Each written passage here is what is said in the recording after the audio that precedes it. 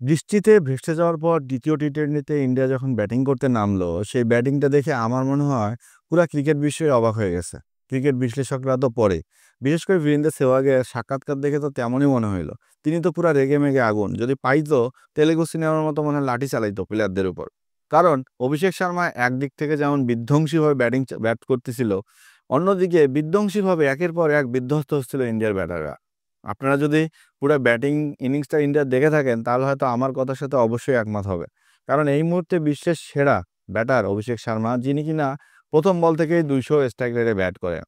তার উপর ভরসা আসলে কম। তার উপর আমি ভরসা পাই না।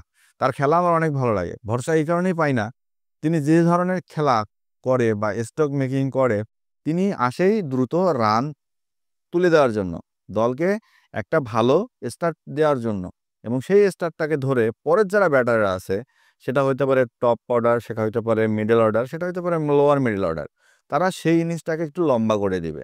এটাই কিন্তু অভিষেক শর্মার কাজ। অভিষেক শর্মার রোল কিন্তু এটাই দলে। এমন রোল না যে অভিষেক শর্মা 20 ওভার পর্যন্ত খেলে আপনার দলটাকে টেনে নিয়ে যাবে।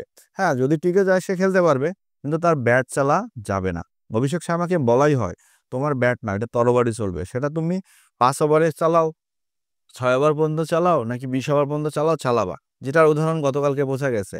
এক সাইড থেকে যখন একের পর এক উইকেট যাচ্ছে, অভিষেক শর্মার ব্যাট কিন্তু থেমেছিল না। তিনি কিন্তু ব্যাট চালাইতেই ছিল। কিন্তু সবচেয়ে বড় প্রশ্ন, শুভমান গিল, সঞ্জু স্যামসন, সূর্যকুমার যাদব, এদের কি আপনার ব্যাটিং স্টাইলটা খুব ভালো লাগছে?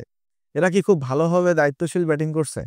আমার কাছে মনে হয়নি। দেখেন, শুভমান গিল আউট হয়ে যাওয়ার পর যখন সঞ্জু স্যামসন আসলো, সঞ্জু স্যামসনের ব্যাটিং দেখে আমি বিরক্ত। আপনিও বিরক্ত হয়েছেন। কারণ সঞ্জু স্যামসন এসে ২-১টা বল দেখে সেট হয়ে অভিষেক শর্মার সাথে একটু কথা বলে তিনি তো হিটে যাইতে পারত। কিন্তু না, তিনি কি করলো?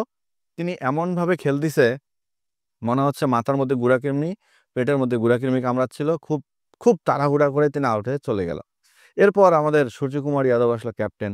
সূর্যকুমার যাদব এসে খুব বড় তাড়াতাড়ি ড্রেসিং রুমে ফিরতে হবে, চলে গেল। অথচ সূর্যকুমার যাদব খুব ভালো করেই জানে যে তাকে নিয়ে মিডিয়া থেকে শুরু করে বিসিসিআই পর্যন্ত সমালোচনার একটা ঝড় যাচ্ছে।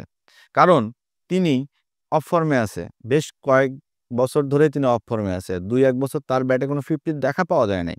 তার ক্যাপ্টেন্সি এখন হুমকির মুখে পড়ে গেছে। বীরেন্দ্র সেহবাগ কালকে একটা কথা বলছে যে, আপনারা যদি পারেন সূর্যকুমারকে দল থেকে বাদ দেন। তার জায়গায় অনেক অনেক প্লেয়ার আছে, তাদেরকে ট্রাই করে দেখেন। কারণ ইন্ডিয়া এমন একটা কান্ট্রি, এমন একটা ক্রিকেট প্রেমী নেশন, যেখানে একটা প্লেয়ারের জায়গায় ৫ থেকে ১০টা প্লেয়ার রিপ্লেস হয়ে থাকে। আমি যদি সূর্যকুমার যাদবের রিপ্লেস আপনাকে দেখাই দেই, আপনি দেখতে পাবেন কেএল রাহুল আছে, ঋষভ পান্ট আছে, ঈশান কিষান আছে। আপনি কিন্তু এই প্লেয়ারগুলোকে অনায়াসে ওই জায়গাটাতে আপনি খেলাইতে পারবেন। অথচ সূর্যকুমার যাদবকে দিনের পর দিন ইন্ডিয়া কিন্তু টানতেছে। এখন কথা হচ্ছে, সূর্যকুমার যাদবের যে ফর্ম, অস্ট্রেলিয়া সিরিজের পর তিনি কি ক্যাপ্টেন্সি হাতে রাখতে পারবে? নাকি আবার ওই মানে তাকে ইন্ডিয়া টানবে না বিশ্বকাপ পর্যন্ত ক্যাপ্টেন্সি দিয়ে? কারণ ফর্মে না থাকলে ভাই ক্যাপ্টেন্সি তো আর রাখা যাবে না। কারণ এখন তো ইন্ডিয়াতে ম্যাচ উইথ ক্যাপ্টেন অনেক আছে। ইন্ডিয়ার টিমের দলের দায়িত্ব নেওয়ার মতো প্লেয়ার অনেক আছে। তো সেখানে দলের স্বার্থের জন্য একটা প্লেয়ারকে তো একটা ক্রিকেট বোর্ড ছাঁটাই করতেই পারে। কারণ দিন শেষে আপনি ক্রিকেটার, দিন শেষে আপনার ক্রিকেটীয় পারফরম্যান্সটাই দলের কাছে হাজির করবে। এইখানে বীরেন্দ্র সেহবাগের আরেকটা কথা আমার ভাল লাগছে, যে রিঙ্কু সিং এর মতো একজন সেরা ফিনিশার, যদি আপনি জাদেজার কথা ধরেন, ইন্ডিয়ার সবচেয়ে সেরা ফিনিশার, জাদেজার পরে কিন্তু রিঙ্কু সিংকে আমি ধরি যে তিনিও একজন সেরা ফিনিশার। অথচ রিঙ্কু সিং এর মতো একজন প্রপার ব্যাটারকে ইন্ডিয়া একাদশে খেলাচ্ছে না। কি কারণে খেলাচ্ছে না, কেন খেলাচ্ছে না, এটা একান্তই টিম ম্যানেজমেন্ট জানে এবং কোচ জানে। কারণ রিঙ্কু সিং এমন মাপের প্লেয়ার, যিনি কিনা ৫ বল খেললে অন্ততপক্ষে ১২ থেকে ১৪ রান নেওয়ার মতো অ্যাবিলিটি রাখে। সেখানে রিঙ্কু সিংকে যখন আপনারা খেলাচ্ছেন না, তখন এটা মনে হইতেই পারে যে আসলে মানে শেষের দিকে ৩৮ রানার উপর আপনি ডিপেন্ড করতে পারছেন, যে কিনা বোলার, সেই আপনি প্রপার ব্যাটারকে একজনকে একাদশের বাইরে রাখতেছেন।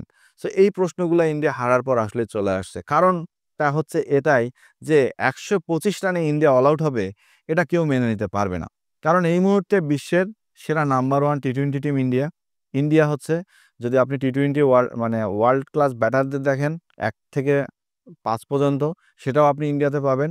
তো সেই ব্যাটাররা অস্ট্রেলিয়ায় গিয়ে বিড়াল হয়ে ১২৫ রান অল আউট হবে, এবং সেটা ক্রিকেট প্রেমীরা মেনে নিবে, এটা তো কোনোভাবেই হয় না।